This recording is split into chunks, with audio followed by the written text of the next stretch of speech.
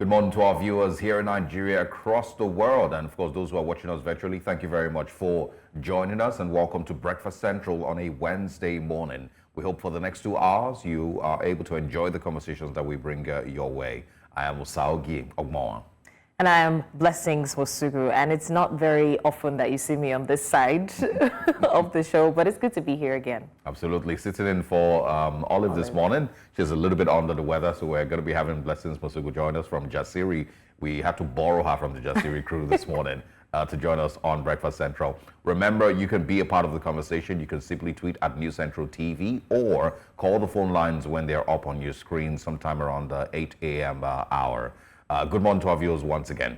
Now, just before we share with you what our top stories are, just to quickly have conversations on what current happenings are, in the country. In the last 24 hours, we've seen that there is a petition, or I wouldn't call it a lawsuit yet, but the Labour Party presidential candidate Peter Obi has threatened, seemingly, to take Bayo Onanuga, one of the president's spokespersons, to court.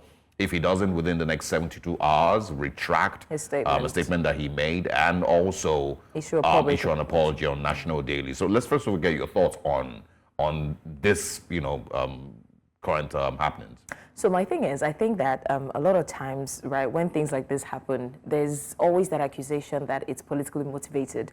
It's not impossible, especially in this part of the world that we are, but the fact that, even government officials can just throw words anyhow, right? I remember that there was still an issue when Bayo Onanuga came out and was, when the whole private jet thing came and people were against it, basically, and then in the defense that he could give was, we don't want our president to end up like some other presidents. Yes. Some of these words are heavy words that shouldn't be heard from some people's mouths, right? So whether or not it is politically motivated by this person in question, it is not yours to come out on air, because I think that he said it on national television accusing someone else. So I don't think it's yours to actually just put it out like that without any evidence or whatsoever. So maybe the ultimatum is what he needs to realize, if he would realize. I mean, so for me, I wasn't expecting it, right? Mostly because I don't think a lot of people also expected, that from Peter Obi. He's always been that person who would ignore, whatever statements that are being made. So I feel like that's why they keep making the statements. Exactly. So and so there's that part, So when I saw the story yesterday, I said to myself, okay, this is, very unusual, but maybe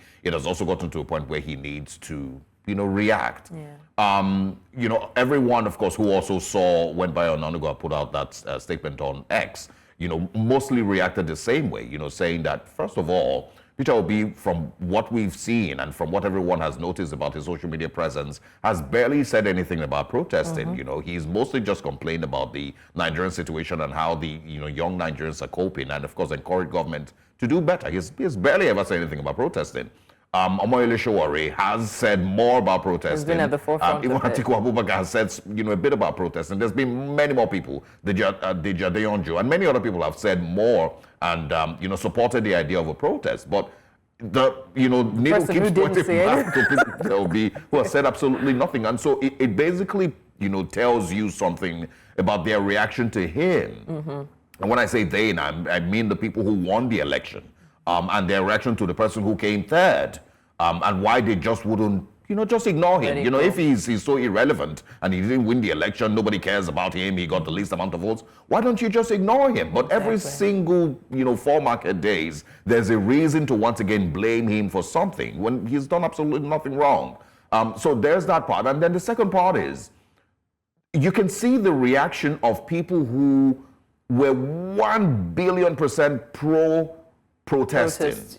A couple of them rode into office through protesting. They were known because of how much they loved to protest, against previous governments. Why you put it like that? But I mean, that's the truth. Yeah. The current president was, one of the things he was known for was, of course, the amount of times he stood as an opposition to previous governments. And their decisions, including fuel subsidy. Including fuel subsidy. And we're talking about fuel subsidy, time, or figure then that was about 120 to 145 naira. Now it is, 750 naira for a liter of petrol. So that's the attitude that they had. And I enjoyed seeing yesterday where there's one of the president's aides or SSAs, I don't know his role exactly, something Olusegun, who, of course, is very, very anti-Peter Obi. And then in the last 2 days, there's been loads of his previous tweets from 2011, from 2012, from the Occupy Nigeria protest, where he was the protest masquerade, if you can call him that. He was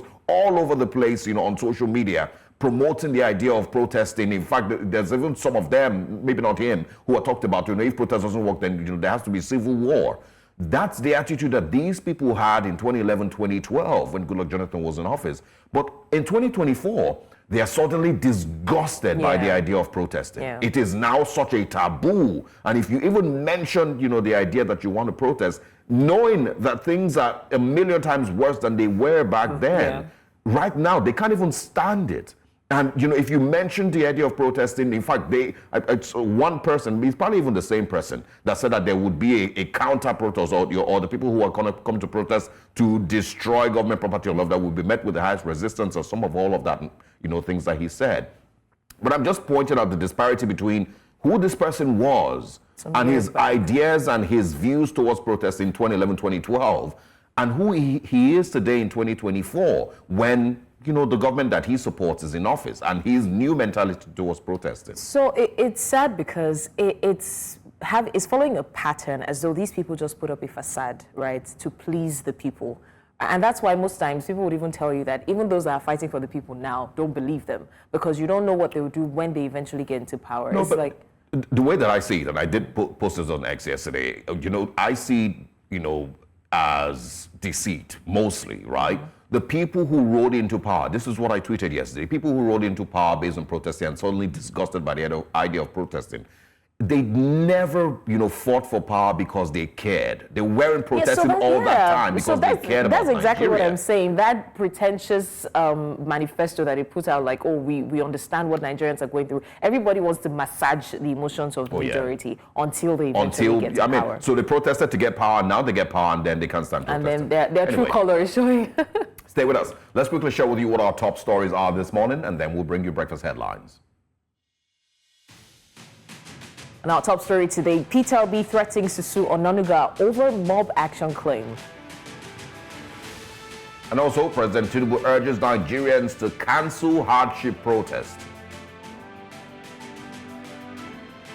And then we take a look at investors opting to leave as Nigeria's economy crisis deepens.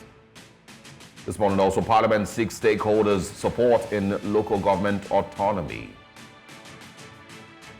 We'll also be bringing you the front pages of the newspapers and sharing with you the major stories making headlines across Nigeria today. But first of all, breakfast headlines.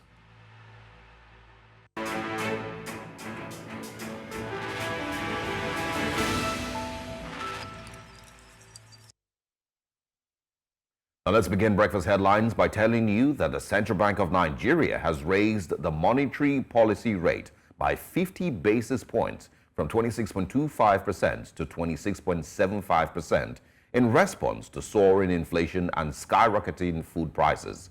CBN Governor Olayemi Cardoso announced the increase on Tuesday during the Apex Bank's 296th Monetary Policy Committee meeting in Abuja, the Federal Capital Territory. The MPC also set the cash reserve ratio for deposit money banks at 45%, while merchant banks will see their CRR adjusted to 14%. The liquidity ratio has also been set at 30%. And President Bola Tinubu has appealed to Nigerians to shelve a planned EndBadGovernance protest slated for next month. Information Minister Mohammed Idris, who briefed selected State House correspondents after a meeting with the president on Tuesday, said he urged the organizers of the protest to shelve their plans and await the president's response to their complaints. The protest against economic hardship, which is gaining traction on social media, has been scheduled to be held across all states of the Federation, as well as the Federal Capital Territory in August. And also in the news, in the meantime, the Inspector General of Police, Kayode Egbetokun, has urged citizens to avoid the planned protest, stating that the proposed nationwide protest was ill-advised. Egbetokun's statement was made in response to social media campaigns rallying for a nationwide protest scheduled for the 1st of August due to economic hardship in the country. Speaking during a meeting with commissioners of police in Abuja, he noted that the country has experienced violent protests with severe consequences. And also, the House of Representatives has asked the Nigerian Electricity Regulatory Commission, NERC, and the distribution companies, DISCOs, to reverse the tariff hike for Band A customers. The directive was given on Tuesday after the adoption of a report presented by the House Committee on Power. It will be recalled that NERC announced a hike affecting Band A customers who are to pay 225 naira per kilowatt. Also in the news, the Senate on Tuesday speedily passed the National Minimum Wage Act 2019 Amendment Bill. The bill, which scaled the first, second, and third readings just minutes after it was transmitted by President Bola Tinubu, was instantly passed by the upper chamber. Earlier on Tuesday, the president transmitted the National Minimum Wage Bill to the National Assembly for consideration and passage. And now in Southern Africa, the South African Department of Labor has introduced a robust new system for workers to report companies that fail to comply with the country's labor laws. The department is also conducting raids and follow-up inspections to ensure employers address all violations, particularly those related to the Occupational Health and Safety Act. Their goal is to ensure full compliance, addressing 100% of non-compliant employers as mandated by labor regulations. And that's all on Breakfast Headlines. Stay with us as we move back to Breakfast Central and share with you what our top stories are this morning. I am Osaogi Ogbonwa.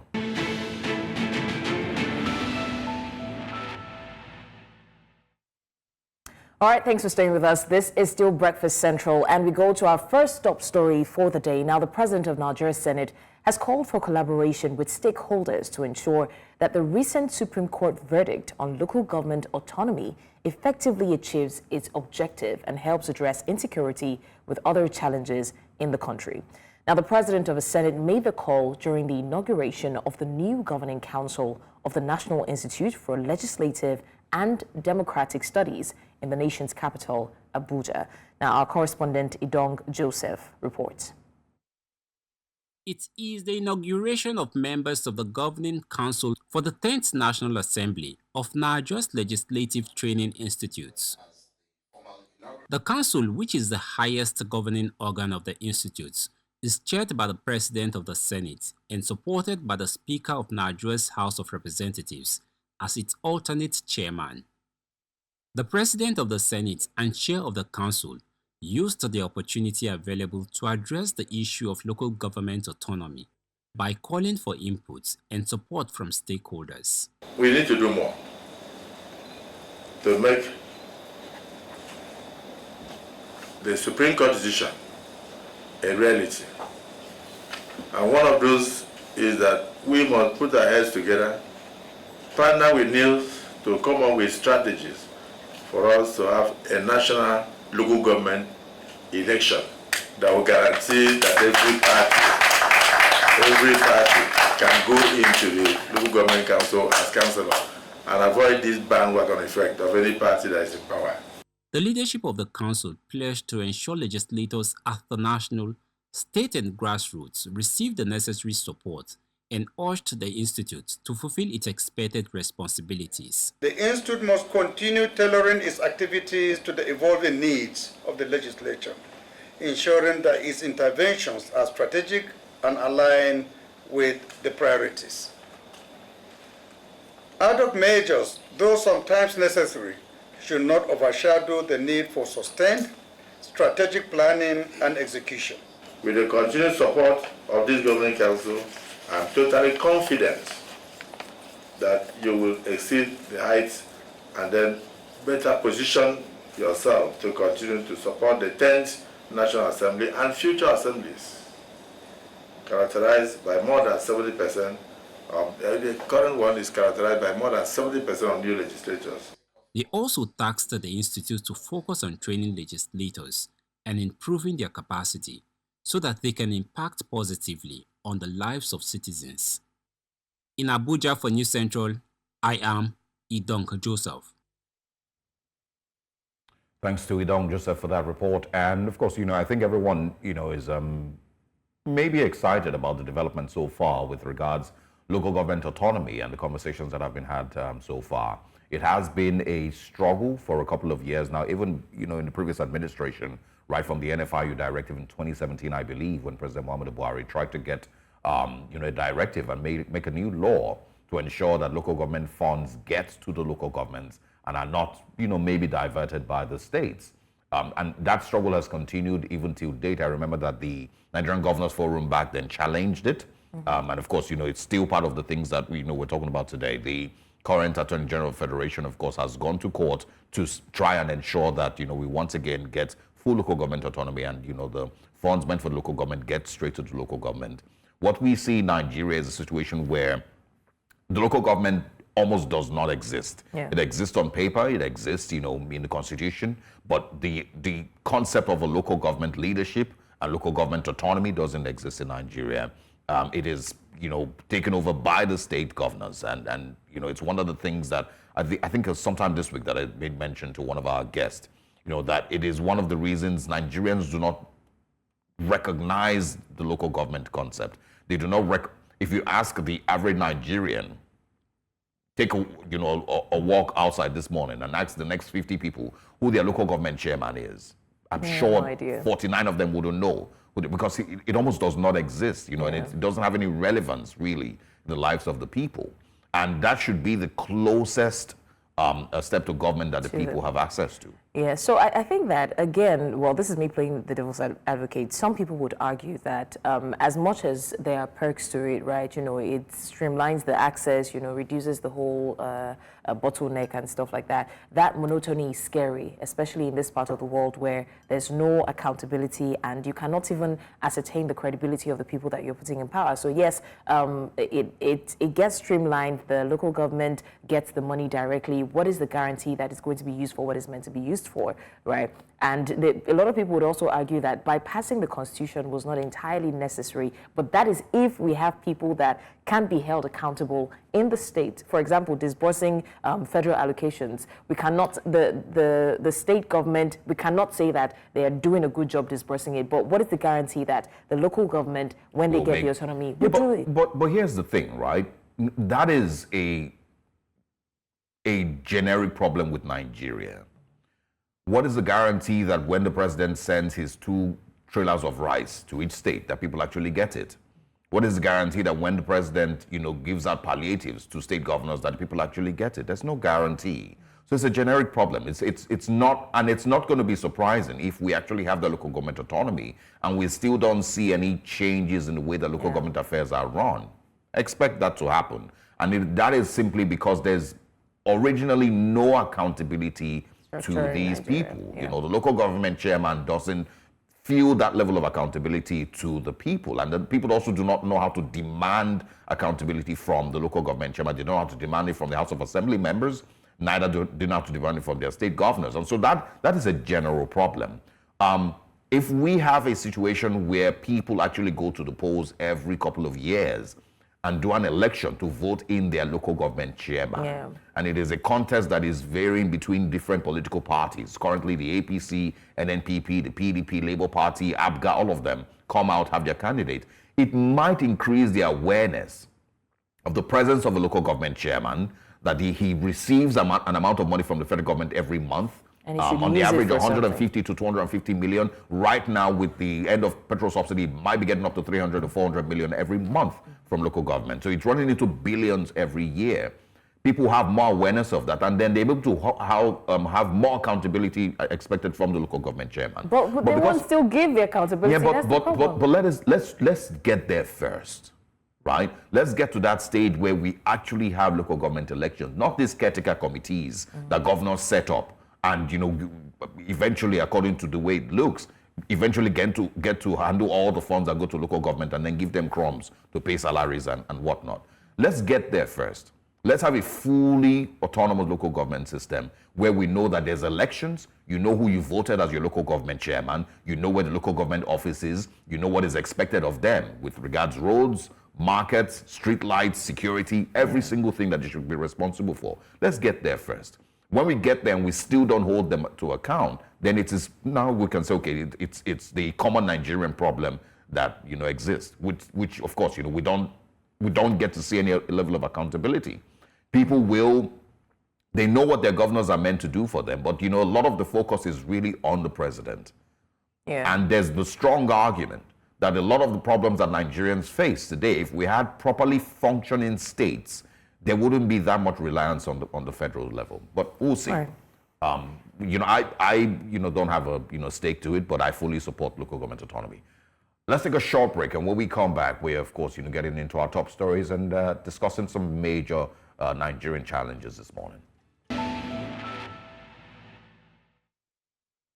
Nigeria's struggling economy has sparked concerns among investors as the country's recent interest rate increase and treatment of investors in high-profile projects raises red flags.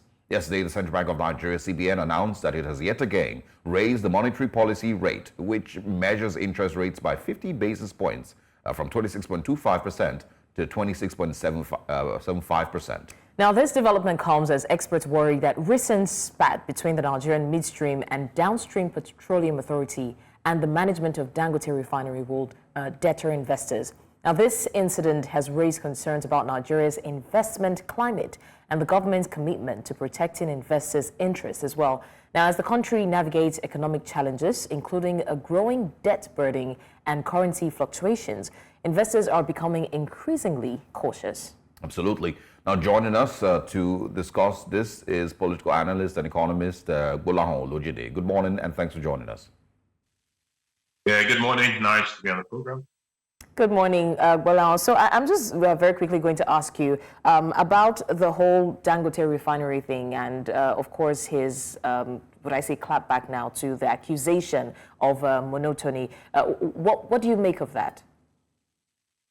Well, the monopoly story doesn't hold unless they are telling us that we should not expect any later of PMS from those government refineries.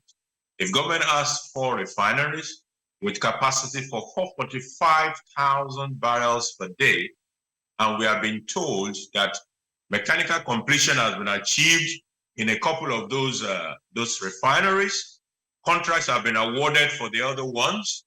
So if they're going to be producing that much, why are we talking about monopoly? That is apart from the fact that we have Arada, we have Walter Smith. So there are other private refineries. They might not be of the kind of scale of Dangote's refinery, but they are there all the same. And the one for the government is huge. It's about 70% or thereabout of the capacity of Dangote refinery. So it may not be, at least it is technically wrong anyway to say we have a monopoly in that space, unless the message is those government refineries will not work. If that is the message, then we probably have close to a monopoly. Okay. We're also going to discuss the monetary policy ratio in a bit, but still on the refinery challenge, there's the growing concern that this current administration is not very, very welcoming to investors. And those who they expect to invest, or bring in foreign direct investment into Nigeria might shy away because of the way that, things have been, affairs have been run in the last 1 year.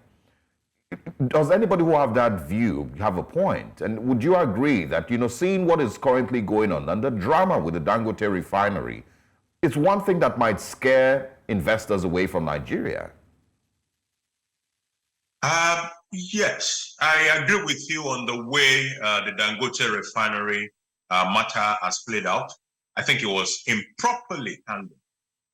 Things like that with major economic impact should not be thrown into onto the streets of politics and deal cutting in the media. It did not present us very well. I'm happy though that it seems as if attempts have been made to recover that sleep, that major sleep by the government. Coming to the media saying all those things were improper. So there have been subsequent meetings. I think they might eventually come to an agreement and be able to move forward. However, the problem with what played out was, look, we are going out there asking people to bring their money to come and invest in our economy, and they are seeing someone who is already making that investment, huge investment. We're talking of 20 billion US dollars. How he's being treated, my people will say the man who steps on his own clothes can tear your own. So if somebody is smashing his own clothes, he obviously can tear your own. That will be the perspective of somebody who is looking from the outside and want to bring its own money into the Nigeria economy. So we should avoid as much as possible situations such as the way Dangote matter played out in the media.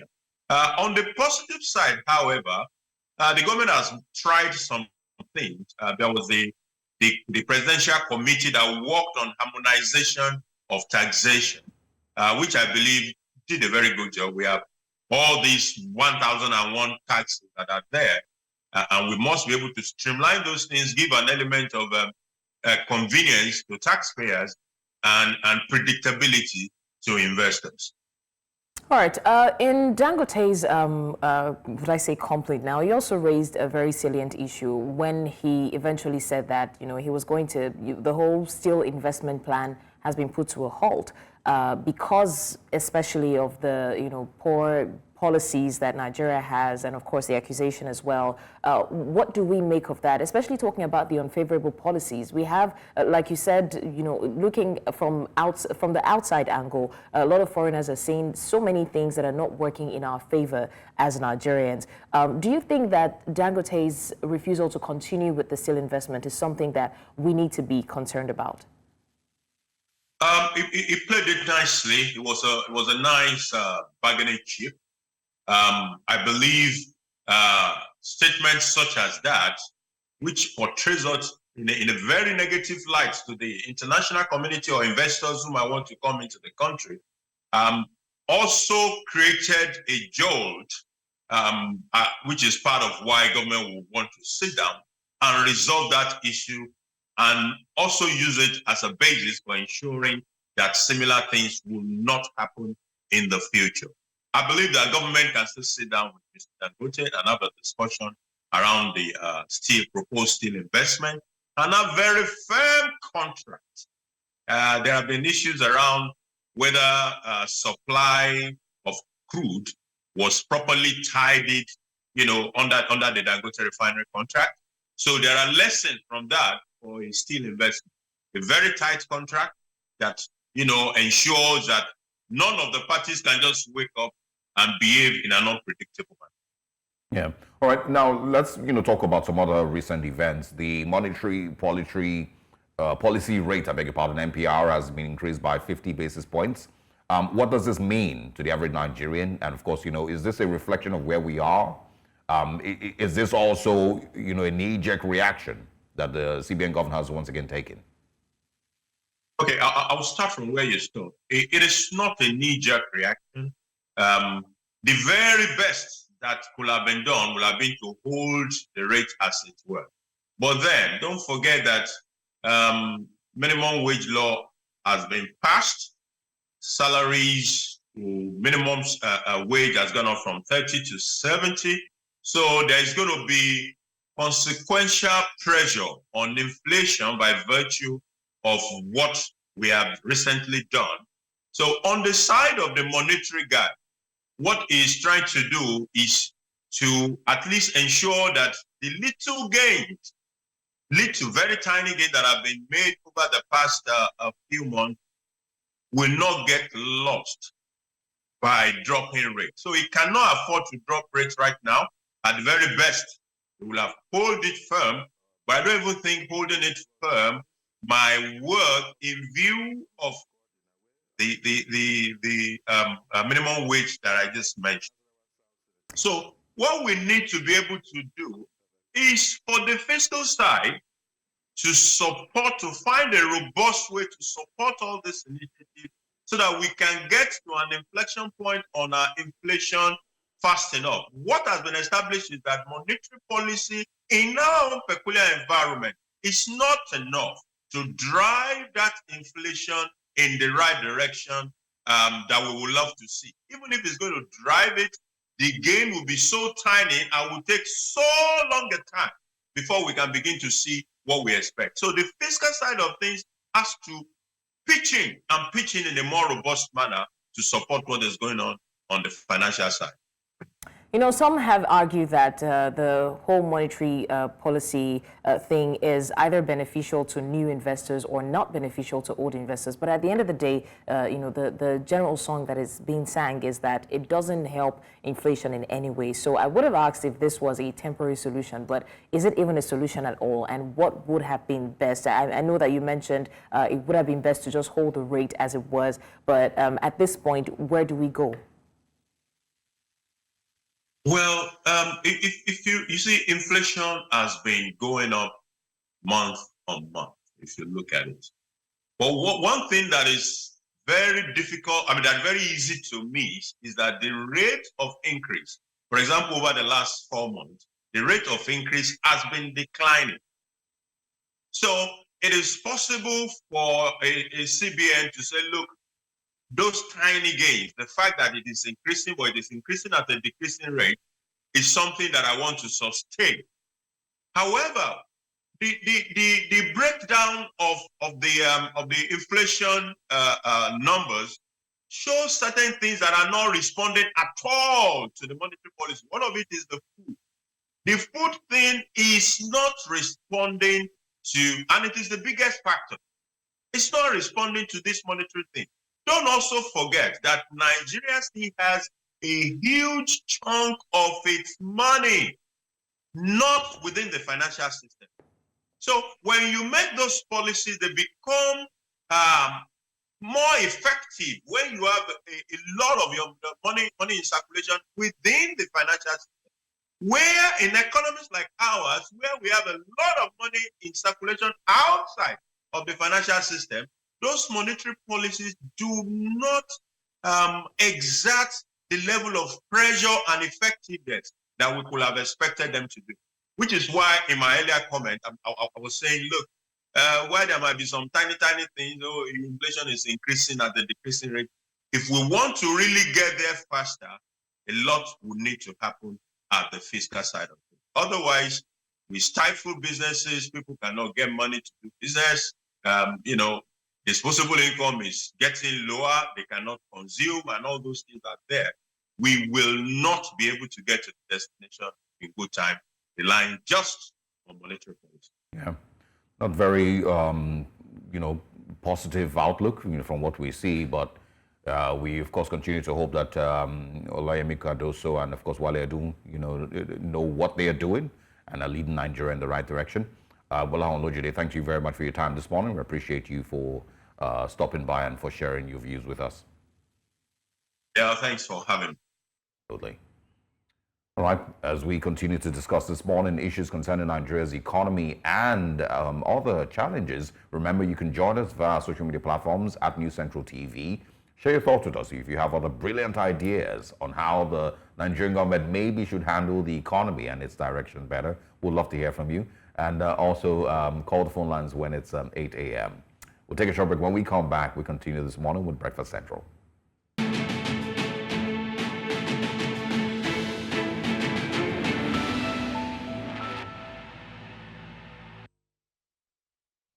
Welcome once again to Breakfast Central. Now, President Bola Tinubu is asking Nigerians to cancel the nationwide planned hunger protest and give his administration more time to address their concerns.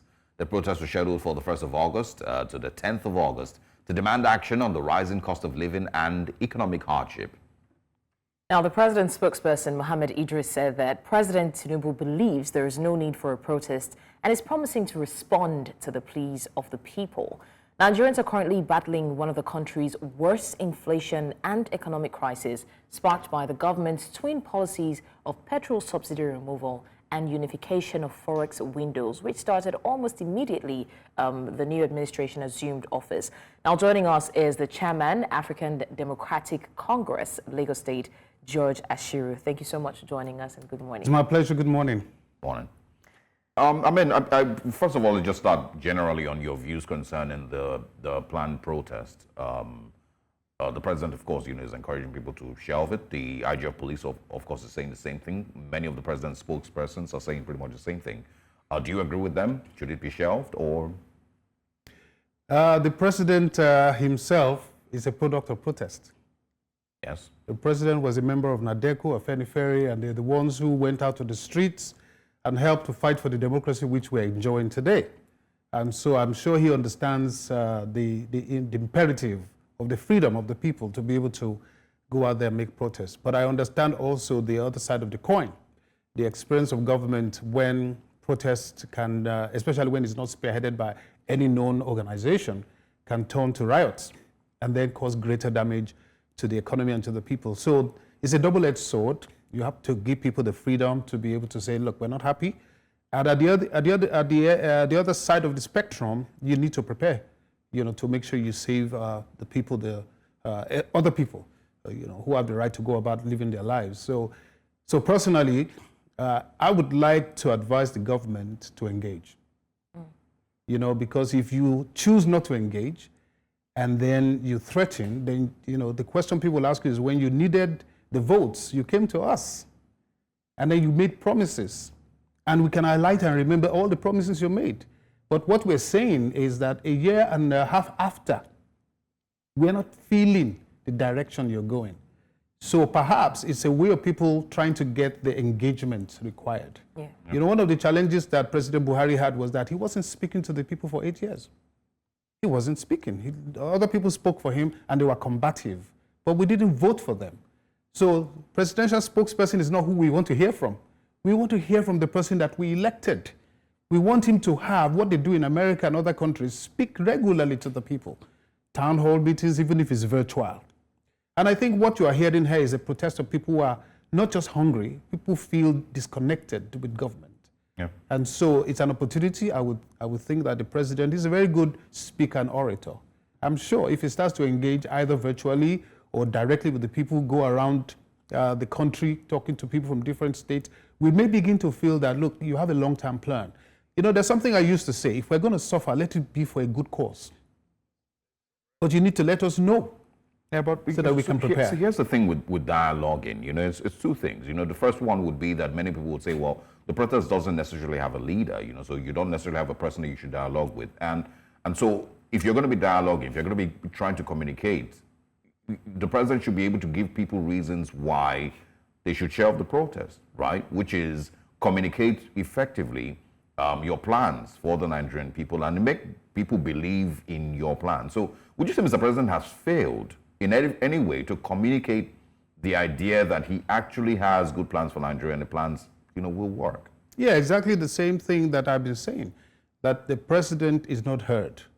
We hear from everybody, and most of the words we hear from the spokesperson are political words. Busy fighting this person or fighting that person or disagreeing with this person. No, that's not leadership. Leadership is dealing with the fact that you have well over 200 million people, and some of the policies that you have brought forward, they are not helping the people. Inflation is not 34% as has been bandied about. You and I know it's about 200%, because it's where it hurts you, where it pinches that matters. Food stuff, a lot of things we are buying, electronics, everything is now tied to the dollar. And the dollar is 2.5, 3 times what it was before. So these are things that if you do have some kind of a program or programming or periodization of your economic plan regularly, even if it's quarterly, talk directly to the people. You see, communication is the art of diplomacy. And once communication is not consistent and it's not coming from the person which we elected, you are going to get this kind of reactions from people who can protest. And you don't want 140, 150 million Nigerians under 30 to get on the streets. You just don't. So there's no point threatening people. The best thing is this: take action. And so my advice to whoever is who has the ear of the president is to say, President, you're a modern day president in terms of your style of leadership. Why don't you practice it? Why don't you be an Obama of our generation? Why don't you come and engage us? Is it possible, that there's no way to say that? I mean, so there's the part where because what you're talking about now is that there's more arrogance than actual communication. That's what it portrays. That's what it portrays. But is it also possible that the presidency is finding it difficult to communicate because they don't know what to say? And whatever excuse that they have is just not going to work because they are failing. That is the worst thing you could potentially say about the government. That they don't know what to say. They don't know what they're doing. Because that means that, we're entered last chance, so one chance. Yes. So in all of this, I'm glad that you were even towing the line of my next question, because one of the things that the people are agitated about, like you said, is not just communication, is the fact that it feels as though the government lacks empathy, right? And you talked about a new generation administration. Look at what happened in Kenya. Although the president's hand was forced, he went on Twitter Spaces and had a one-on-one communication with the people, and people have been expecting that. But a lot of times we see situations where at the same time we're fighting for an increase in the minimum wage, nothing is being said. You know how long it took for the 70K to even be approved or agreed on? That period was when we're hearing about the renovation of the vice president's house that took almost how many billion. That's the same period we heard about the 2 private jets that were bought. And people are asking, like, you're not listening to our concerns, but you still go ahead to do other things. So I think that lack of empathy is another thing. So the president now coming to say, okay, you know what, this time around, you don't need to protest. We would hear what you're saying. Just trust us. Don't you think that element of trust has been lost? Because for every average Nigerian now, it's like you only come up with that as a weapon in your arsenal when it feels like you have been pushed to the wall. Like, okay, you know what, fine, we've heard you, just trust us. But in the next 1-2 years, we do not see anything. We hear a lot of policy intentions and all, but implementations, zero. So that element of trust, do we still have it? Think of it on a sociological way. A man wants to marry. He does everything to impress on the woman he wants to marry, that I can take care of you. I do what is required. The average woman will not immediately accept. She has to prove it. Yes. Now, politically, it's the same thing. We are your bride.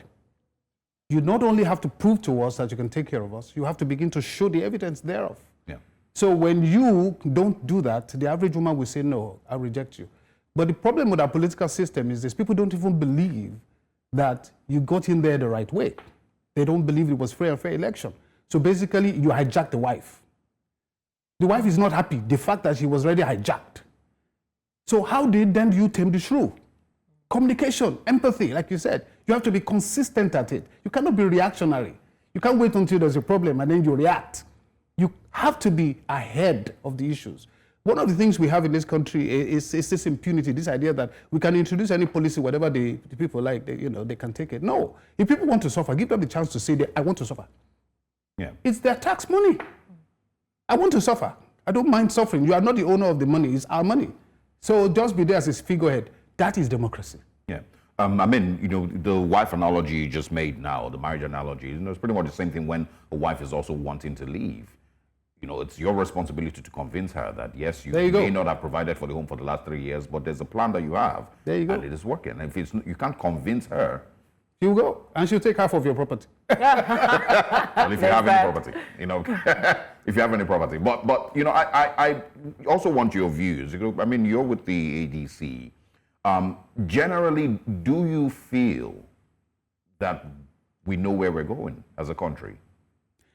I think the fact is we do not know, just like nobody invests in a business without having a vision. If you start a business, the first thing you do in a business plan is vision, mission, goals, strategies, and tactics.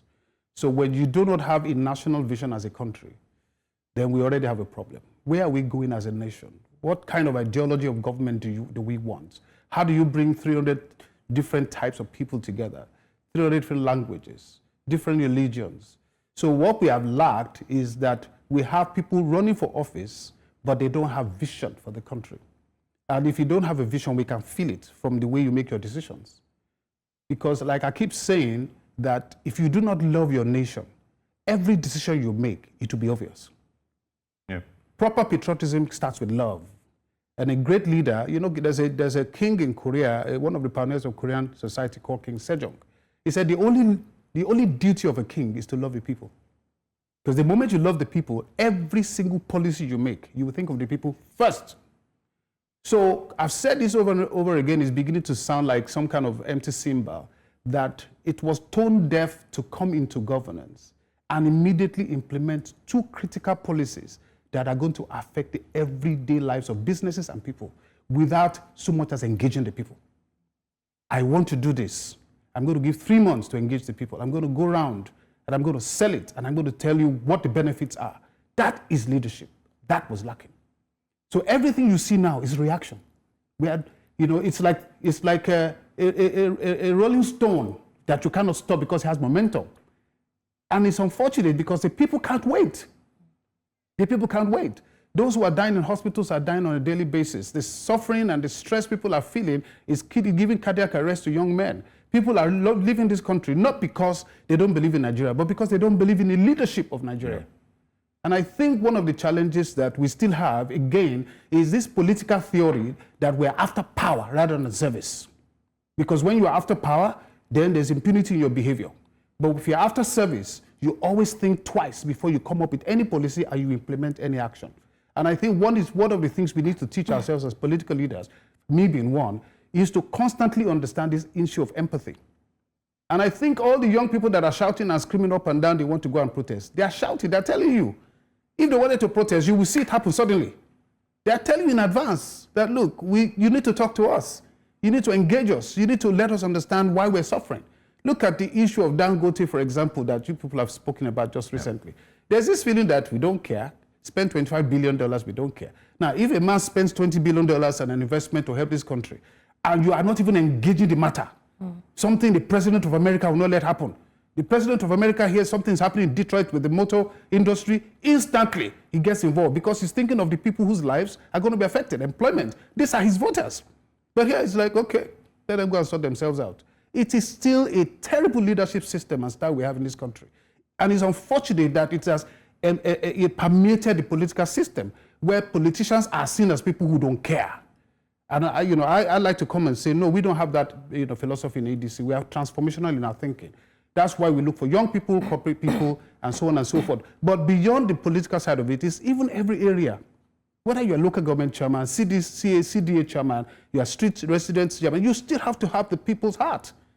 And that's why people want to protect. I have daughters who are in their 20s. I hear them every day. And they're not happy. And not because they're not doing well individually, but because they feel, where are we really going? What will happen to me when I'm 50, when I'm 70, when I'm 90? And so this is the message that is being passed to the president. And I dare say right now that if there are people who are close to the president who are under the sound of my voice, as pastors will say now, they should tell him that, look, President, don't tell people to wait. Don't tell people to wait. This night, look at Joe Biden. He's going to speak tomorrow. He's ill, he's sick, it doesn't matter. The people are putting him under pressure. He listened to the people, he took the necessary action, and he wants to explain himself. So why wait? So how do you think that we can get that level of accountability from President Bola Tinubu? Well, a part of it is there's shielding. Too many advisors, a lot of whom, like I said, were not elected, shielding the president from having a direct relationship with the people. I've said it before that President Tinubu is the kind of person. Shielded. Oh yes, the president is the kind of person who, by the nature of his own personality, is an outgoing person who is an orator and a speaker, and that's one of the reasons for his personal successes. You are also out there to the extent that he had to run out of the country because he stood against the military. So he understands the importance of, dealing directly with the people. But for some reason, once you get into that conclave or that enclave called Ashiru, you are surrounded by retinue of hundreds and hundreds and hundreds of people that will be telling you, President, don't talk.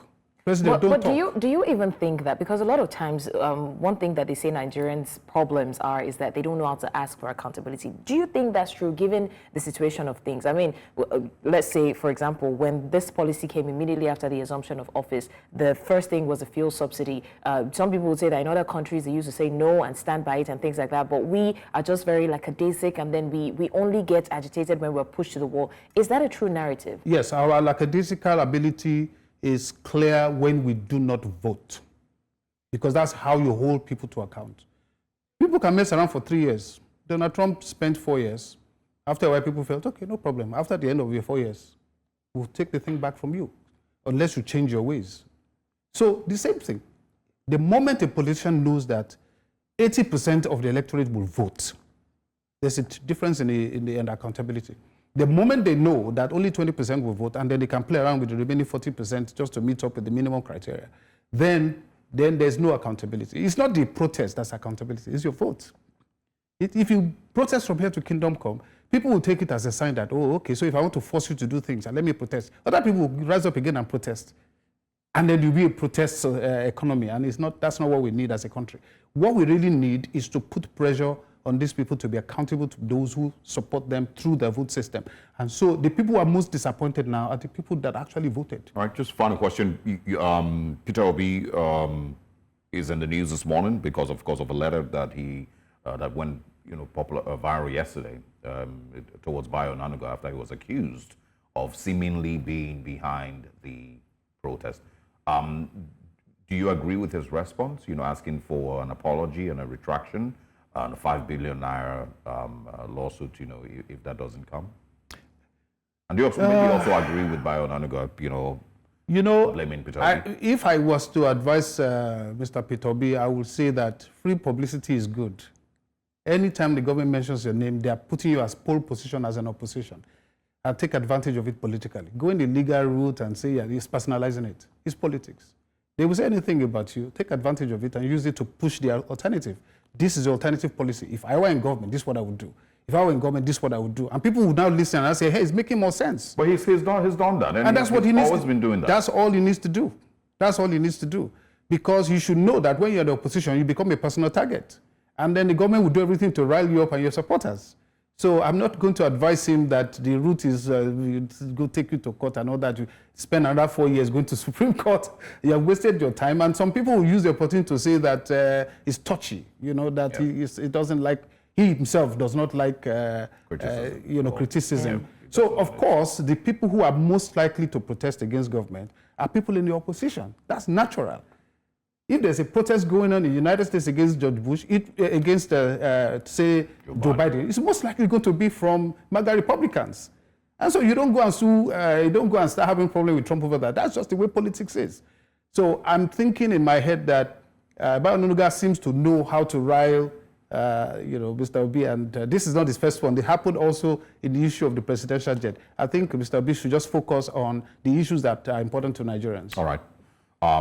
Very, very interesting conversation. I'm sure everyone who watched us truly enjoyed it. Thank you very much, George Ashiru. It's my pleasure. Thank you very much. We'd love to see you again and, of course, discuss more about the ADC and maybe Lagos State as the focus. Absolutely. That would be wonderful.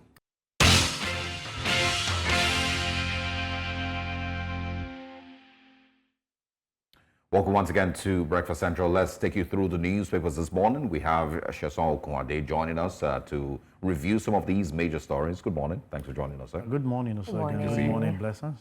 All right. We begin this morning with the Punch newspapers. Let's share some of the big ones here. It says here, nationwide protest. SGF ministers hold emergency meeting today. Tinubu urges youths to shelve August 1st rally. Atiku, Labour Party caution against protesters' arrest. IG Egbetokun warns anti-government protester says Nigeria hasn't recovered from end SARS protest. Military hands over rescued Chibok girl and 330 orders to Borno government. And also Malta plant, which is of course breaking a new controversy now. Kyari counters Dangote amid calls for probe.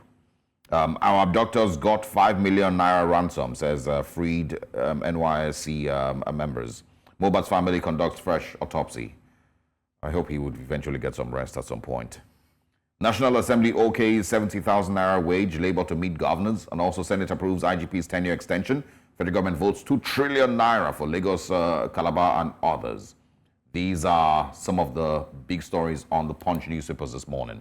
All right, we also have Daily Independence, where the biggest story there is the protest, of course, over hardship. And it says here that Tinubu is saying that the protest is not necessary. And as we've seen in the Punch, he's asking for it to be shelved. And then we also see that they're saying that restates commitment to improve on education and other interventions as well. And then also a recall that the protests be averted, and then the CSO is telling the president to address Nigerians and to caution his aides. We just talked about that. There's so many aides surrounding him. The CSO is telling him to caution them. And then on page 7, we also see anti-hunger protests. The police won't watch extremists unleash violence in Nigeria, the IGP has vowed.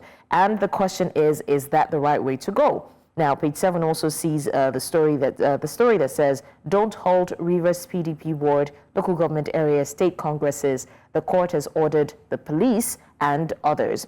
Then we see 1,605 naira to the dollar exchange rate, which may further push up airfares, according to United Nigeria chairman.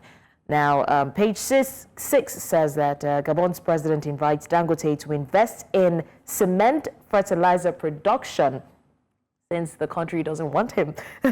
Now, we also see another story that says banks may experience liquidity squeeze as MPC raises MPR to 26.75%. And that's an interesting one that we also need to look at again. Then at the top of the paper, we see the federal government injecting 1 trillion naira support into manufacturing sector, according to the minister. And then we also see the NASS passes 70,000 naira minimum wage bill and okays the IGP to complete the tenure. And these are the stories on the Daily Independent newspaper. All right.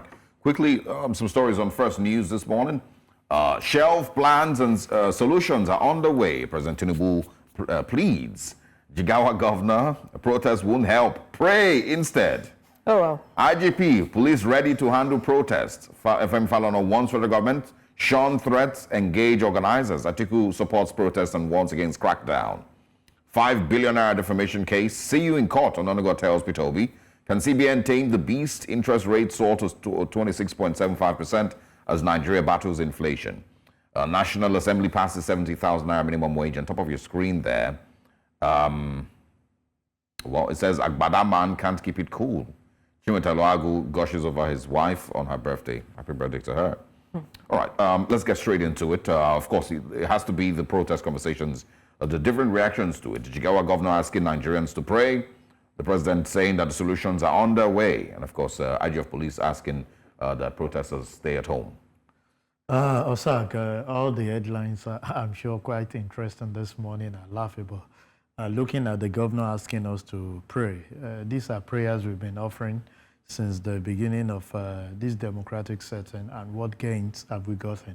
We prayed all the through 80 years of the last administration with several promises, from resuscitating our refineries to making life more interesting for people.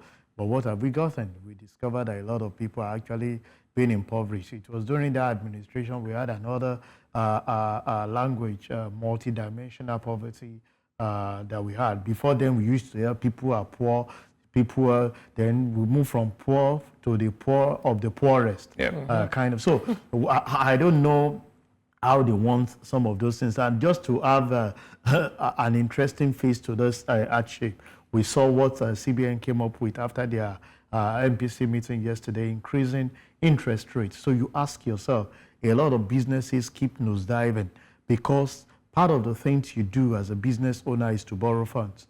So you ask yourself, if the benchmark is about 26.75 as given yesterday, so the least, when the likes of the big wigs like Dangote or Tedola, the Elumelus wants to borrow, the least they can get, we'll be talking about 30 to 31% because there are other charges that will come into it. So when it comes to the lowest schedule, which are the SMEs, you'll be talking about 35%. While we are growing up, you cannot even have a margin. So if you are to keep that amount, so you'll be talking of margin as much as 40-something% on whatever you want to give to your client.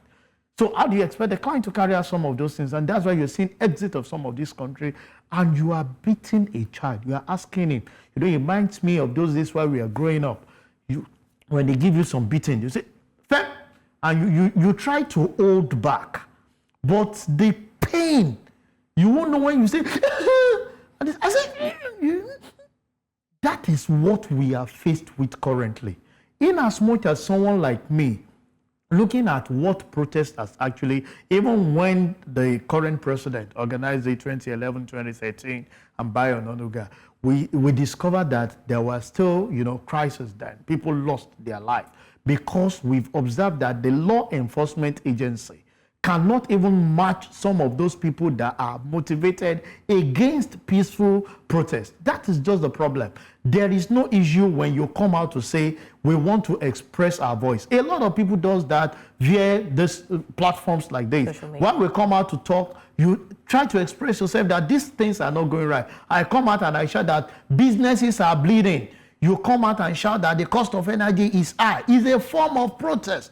But you can do that while you are here because you're expressing yourself. But when you get out there, the same hoodlums who is actually feeling the pain you and I are feeling, some people will motivate them, give them stipends, that they will just have that, and they will come to attack those that are out there just to carry out those things. That is my worry. It's not, and for the Jigar governor telling us that we should, we've even prayed, we fasted. The situation has allowed our fasting to go beyond the normal 6 o'clock to about 3 days dry fasting. So we can't continue praying. We need action. Okay. The fasting is mostly because there's no food. Actually, there is involuntary fasting. But I would like to come to the monetary policy rate, but very quickly, I want to remind the viewers the phone lines are now open, and in case you have any of the stories that piqued your interest and you want us to talk about, or you want to share your own views as to what's happening in the economy today, and whatever it is, however it can get better, do also phone in and let's hear your own thoughts on it. Let's talk about the monetary policy rate and the increase thereof. Now, you gave a very important example of the people at the higher cadre and then the ones at the average.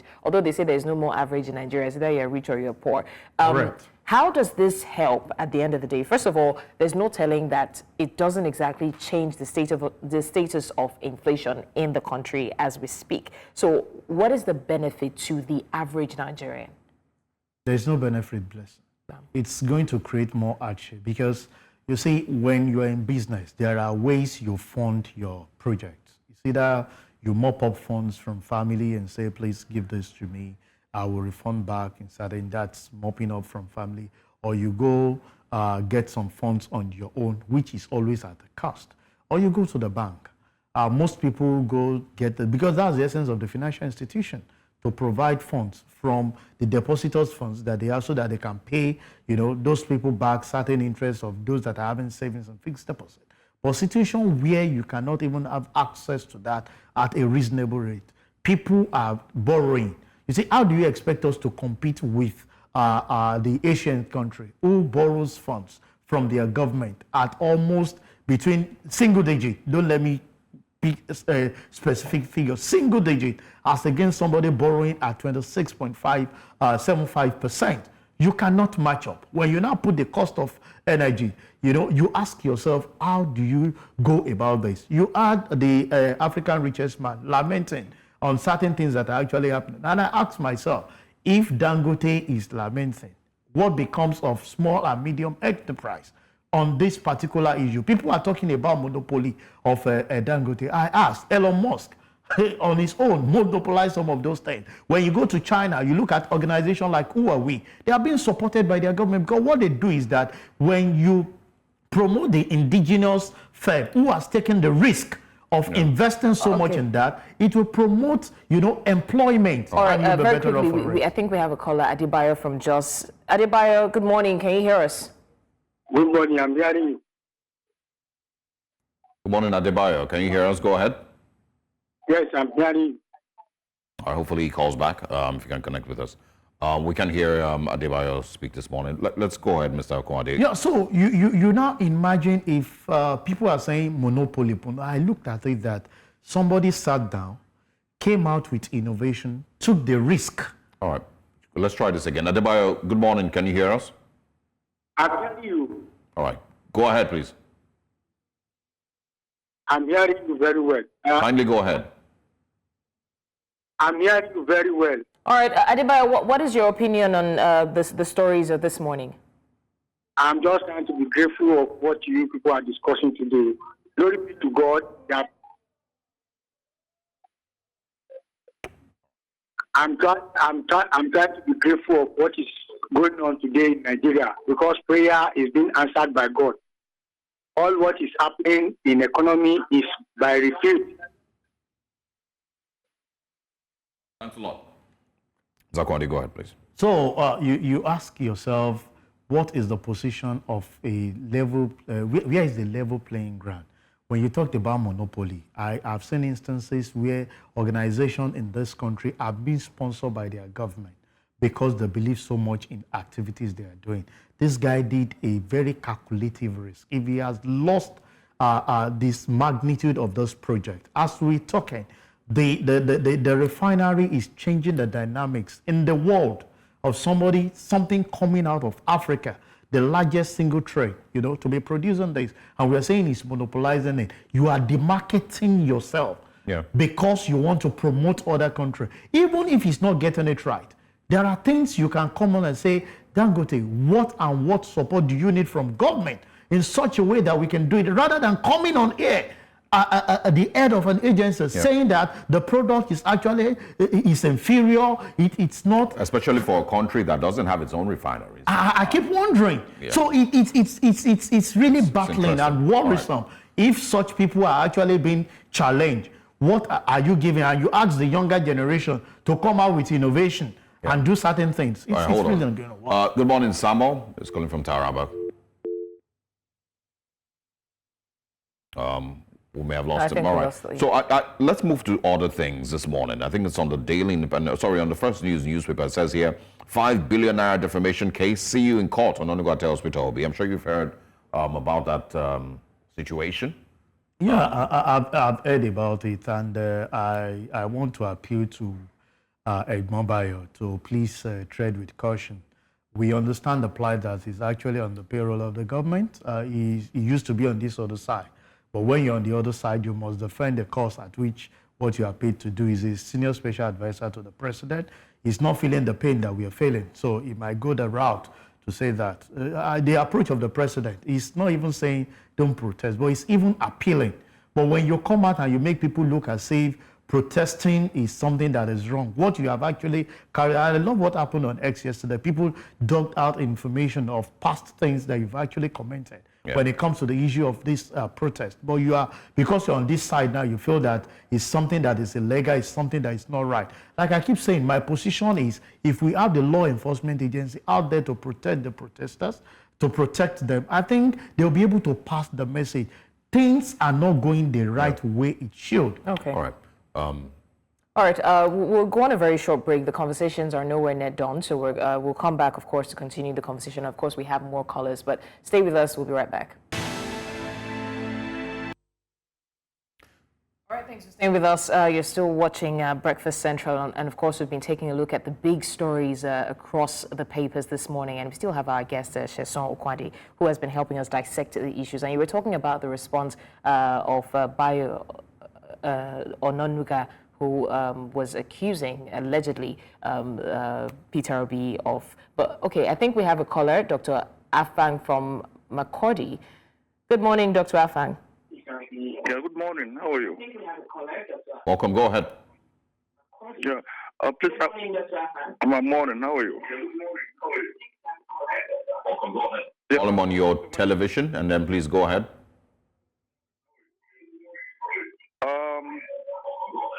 On your television, and then please go ahead. Yeah, in the interest of Nigerian citizens, the federal government should do all that is possible to jumpstart the operation of Dangote's refinery. The federal government should do all that is possible to jumpstart. Afam, we can't hear you, while you try to also hear yourself on television. So please, you probably have to call back, but please turn down your TV's volume before you do. Mr. Okwandi, earlier we had George Ashiru from the ADC join us just before you came in. And one of the things that we spoke about was, in order for the current administration to convince Nigerians to shelve their protests, they should be able to communicate with Nigerians effectively. Communicate with the people, not through spokespersons now, but Mr. President himself, to communicate with Nigerians and convince them, why they should understand that his administration is putting the right things in place. Why do you think that is so hard? Well, I too, I don't understand, I must say. I listened to the SSG when he represented the president at a particular program, and I asked myself, the writers of the speech of some of those people, what they actually take Nigerians for. I was actually talking about some of the promises already accomplished. So we sincerely apologize. I think we still have Afam. Afam, are you still there? Go ahead, please. Yeah. As I was saying, in the interest of Nigeria, it is important for the federal government to do all that is possible to resolve the crisis between Dangote and NNPC in the face of imminent energy crisis. I am not in support of importing finished products. This is an opportunity for Nigeria to reap from a viable project. If that factory goes into full operation, I think we'll be in a position to buy fuel at the cost of maybe 3 to 400 naira per liter, with its concomitant economic advantages. Secondly, no country can industrialize with an interest rate or fiscal policy that places interest rate in banks of above 30%. In China, industries are given single-digit interest rate with long period of payment. So the central bank governor should kindly, I'm pleading, kindly do all that is humanly possible to bring down interest rate. Nobody will go into manufacturing now at such an interest rate. That is why we are seeing massive importation into this country. And when we import, we are empowering the industries of other countries and impoverishing our own industrial base. And finally, I would like to appeal to the president to engage those that are planning to go on a nationwide strike. They should consider that as a negative feedback mechanism in the whole gamut of governance. The people are saying that they are not satisfied because of high cost of living. What government should do is to provide an enabling environment for soccer to land. Sending 200 to 300 trawlers of rice to states won't solve the problem. Let me give you a simple analogy. I am from Vatican local government with 12 wards. If you send a trailer load of rice, which is about 600 bags, each ward may end up with just 12 bags of rice. And then you would divide those 12 bags of rice to 5 or 6 kindreds, as the case may be. So what would be the quantity of rice that people would benefit? Yeah. Instead of using money to buy palliatives, government should use these resources to provide farming seedlings, fertilizers, and tools.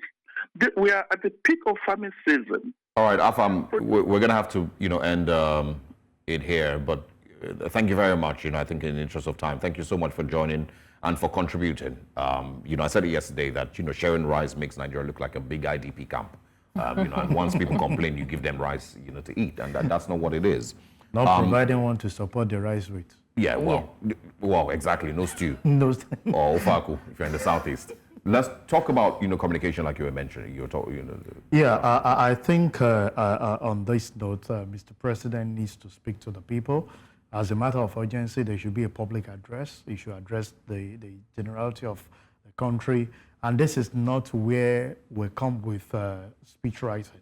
He should be passionate to actually communicate with the people. You see, I will always say this. The last time the president came to Lagos and people are shouting, while we are hungry, in your domain, it passed the message to you. If people around you are telling you that things are actually working right, you should, go to the midst. We know him as a grassroots person. If suddenly, because you are high up there, you are not getting the right information, move like the likes of Fashola would do while he was governor in Lagos. You are carrying out a project. He wants to visit it on his own and have from information on his own. We want the president to address us. Enough of everyone that is out there surrounding the president are paid.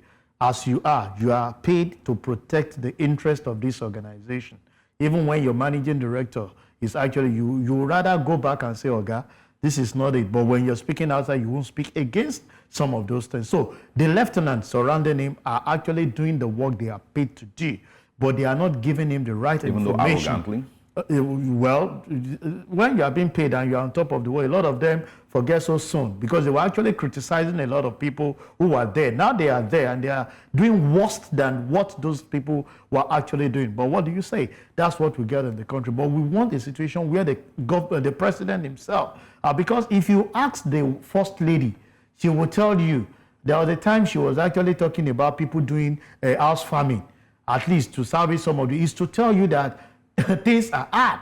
And until you address that issue of insecurity, there is no how you will send people to farm. So you can only ask them to do that farming in their houses if they have the space to actually carry it out, and you are not having that mechanized and big farming that can solve the problem. So you must address the issue of insecurity, and it's high time the president himself addressed us. All the ones that the lieutenant, the SSA are saying, they are paid to do that. They are doing a fantastic job. As a matter of fact, they will get more appointments and get more accolades for actually speaking the way they are speaking. But on the part of with the citizen, they are not doing it right because average citizens are not enjoying this. You know, I think it's important, you know, that everyone should maybe keep this in mind, that if Mr. President still doesn't find it important enough to speak to the Nigerian people, then you can take that, you know, interpret it the way that you choose. If Mr. President doesn't, you know, see it as important enough between now and the 1st of August, when Nigerians are saying that they would go for a nationwide protest, he still doesn't think that maybe it's time that he, you know, sets up a nationwide broadcast and speaks to the people. Then that tells you a lot, you know. And I'm very sure he will do that. I'm very, very sure. We'll see.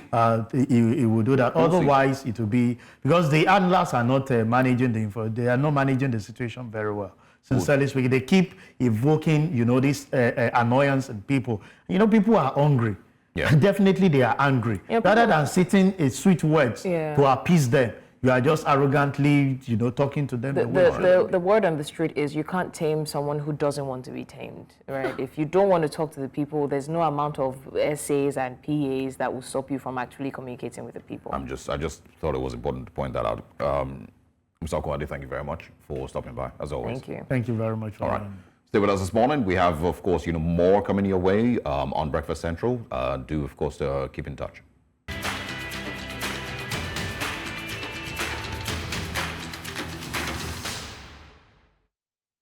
Welcome again. A few weeks ago, I did a monologue about time and how our leaders need to value our time a lot better and realize that Nigerian citizens truly don't have all the time in the world to wait for those who have been elected to fix our country. I said it that leaders must understand the delicate value of time and how every passing day or year or administration that goes by without an improvement in our realities as Nigerians in Nigeria represents a complete waste of our time. And I tried reminding Nigerians that we are all getting older, and the opportunities to ever experience a Nigeria that works is stolen from us every year that an inefficient government stays in office. It's a reminder to everyone that one of the most important things that we all lose and we will never get back with each failing government is our time. Look at yourself today and think of how old you will be in 2027 or 2031 and ask yourself if you're willing to wait that long to see a working Nigeria. Now, this morning's monologue isn't about our leaders alone. It is to every one of us, young and old, Hausa, Yoruba, Efik, Fulani, Bini, Ibibio, Igbo, fathers and mothers, Christians, Muslims, traditionalists, entrepreneurs, and those working 9 to 5. I wish we loved our country more. I wish we loved our country enough to actually fight for it. I wish we loved Nigeria enough to demand some level of excellence from our leaders. I wish we loved Nigeria enough to ensure that nobody takes office and wastes 4 years of our lives doing nothing but enriching themselves. I wish we valued our country more than the way we value our jobs and our tribes. And we valued Nigeria more than those little delusions of comfort that we use in consoling ourselves and hide within that bubble of comfort and never actually demand better from our leaders because, you know, we're comfortable. I wish we valued the time that we give to these leaders. So again, we can truly demand that they stop wasting our precious time as we all get older in a nation that still isn't working. I wish we all loved Nigeria enough again to actually fight for it and tell those who are trying to divide us to stay clear, because we have a country to fight for. And when I say fight, I don't necessarily mean physically or violently, but yes, fight for our country. I wish we loved Nigeria more than we loved money. So when it's time to demand for a better country, we aren't distracted by bribes to stay silent or, by some business deal that we value more than our dying nation. Again, I wish we loved Nigeria more than we love our small delusions of comfort, so that as a people, we can truly put our feet down and demand a better nation, instead of hiding within our air-conditioned homes and offices with our clean suits, not willing to be burdened with the stress of speaking truth to power and demanding better from government. I wish we loved Nigeria more than we loved that Egbon who was promised 100,000 naira if we simply fall in line and tell those who want a better country to shut up. I wish we loved our country enough to know that the crumbs that we get from politics and politicians, it may come every now and then and pay bills for the family. But while you take those crumbs to be a mouthpiece for these politicians, your country is dying. And I wish you loved it enough to not watch it die for crumbs. I wish we truly loved our nation more than we loved bigotry, so that we can realize that the man from the other tribe isn't your problem. And if your own tribesman is failing in office, you should boldly tell him to step aside. This morning, I wish we loved Nigeria enough to really say enough is enough. Good morning, Nigerians.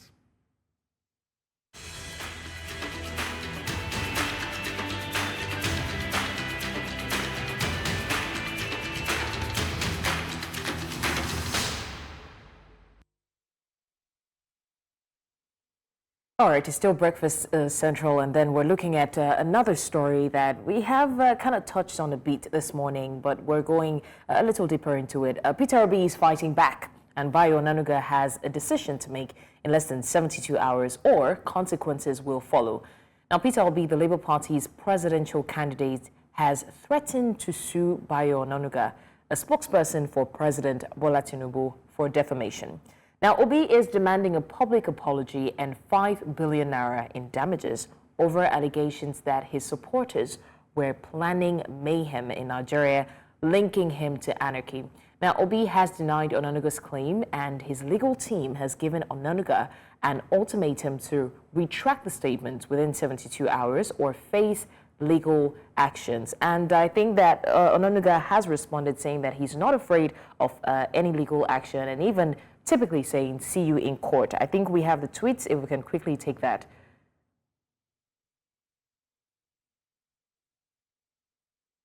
All right, so this is his response. "I'm still waiting for the letter from Peter Obi's lawyer threatening a 5 billion naira suit and demanding an apology to Peter Obi over the planned revolution. Let me just tell Obi and his lawyers, I am not afraid of any legal action. We shall meet in court."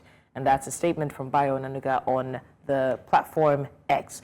Anyways, joining us now is legal practitioner and public affairs analyst Chukwuma Eze-Diaru. Thank you so much for joining us. Good morning, Blessing. Good morning, Osaru. Glad to be here. Good to have you. All right, probably would, just start with asking you, your thoughts, and if you agree with Bayo Onanuga, is Peter Obi and his supporters, are they, to be blamed for whatever protest happens on the 1st of August, if there will be a protest? Does Bayo Onanuga have a strong point that he's made with his allegations? Okay, thank you very much, Osaru. Now, Mr. Onanuga's statement was incredibly reckless. He didn't provide a shred of evidence in support of his claims. And I'm astonished that despite the letter from Mr. Obi's lawyers that he insists on doubling down on his position and hoping to meet in court. Now, the truth is, we do not know who the organizers of next week's protests are. And just like the NSAS protest of 2020, this appears to be a coordinated movement without any known leadership. Now, how Mr. Onanuga arrived at the conclusion that the the coordinators of this protest are supporters of only Mr. Obi remains to be understood. Now, one thing must be made clear. Yes, Mr. Obi did not win the election. He wasn't declared the winner by INEC or by the Presidential Election Tribunal and affirmed by the Court of Appeal and the Supreme Court. But I think it's incredulous to state without any single shred of evidence that it's only his supporters who are going through a tough time, or it's his supporters who are planning to wreak havoc because he's still dissatisfied with the result. What is rather clear is that from his tweets since the elections were declared and since the court decisions were given, he has continued to advocate for one Nigeria. He's continued to contribute his piece towards national development. Now, we must also remember he wasn't the only candidate that lost. Now, Mr. Ononuga also stated in his tweet that it was the same supporters of Mr. Obi who hijacked the NSAS protest. Yet again, no single shred of evidence. Now, it's truly incredible that we're here where a senior public official makes statements, no evidence, and appears determined to just points us towards the culture of impunity that has continued to hold Nigeria in thrall over the past 2, 3, 4 decades. But it's a good step since Mr. Ononuga is determined to go to court and he says he's not afraid of a legal action.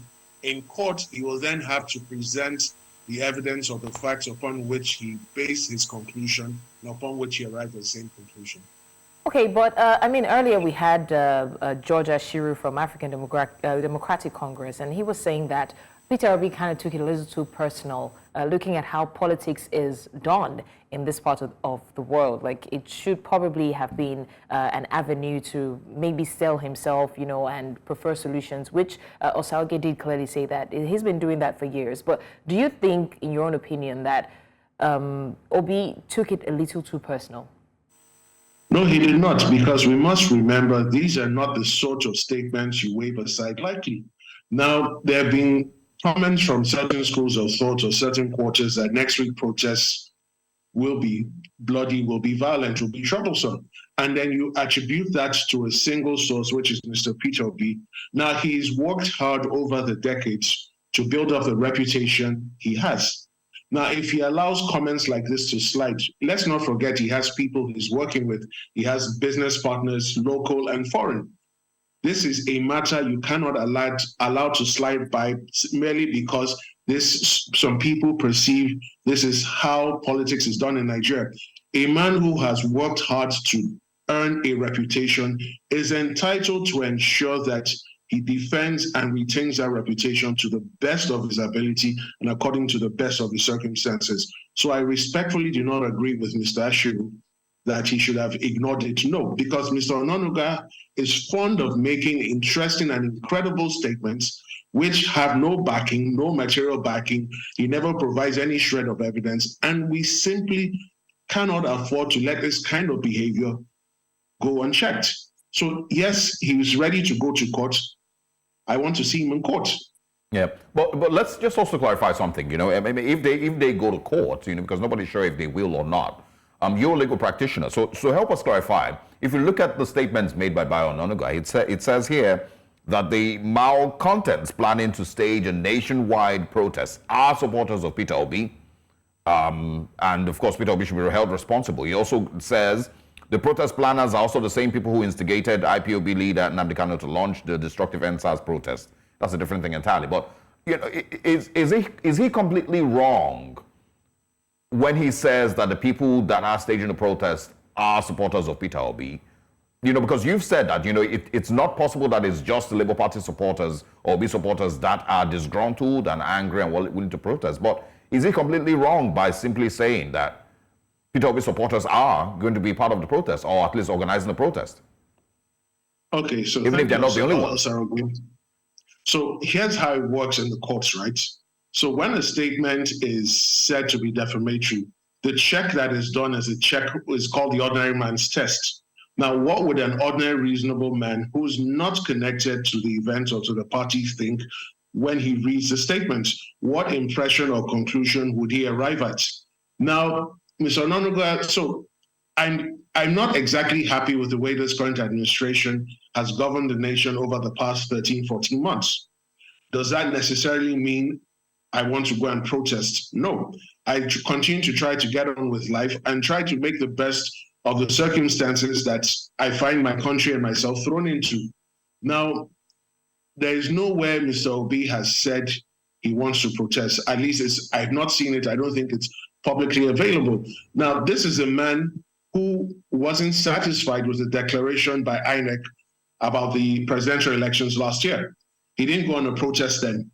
When the Presidential Election Tribunal gave his decision, he still did not proceed on a protest. When the Court of Appeal and the Supreme Court delivered their verdicts, he still did not go on an appeal. And since then, he hasn't gone on a protest. So why now? And let's be honest, Mr. Peter Obi has worked hard in his private life as a businessman that really and truly he can afford to keep quiet, manage his business, and the blessings that life has bestowed upon him. He doesn't need a protest. He doesn't even need to be in Nigeria. He can simply relocate like another presidential aspirant who comes in and out from time to time. But he's truly concerned about Nigeria. He's not a candidate who pops up only during elections, and after the elections, he disappears only to pop up again when the next electoral cycle begins. So really and truly, he stands nothing to gain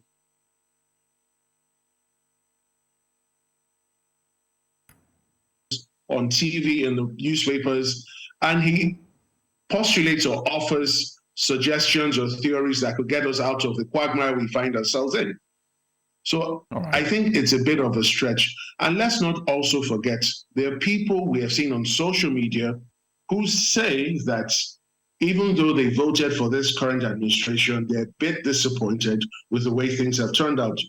Yeah. Now, what remains to be seen is that in the absence of an investigation, again, I state very candidly that I'm unable to understand how Mr. Ononuga arrived at this position, that it is only supporters of Mr. Obi. Is he suggesting that all the supporters of the APC are happy with what is going on in the country?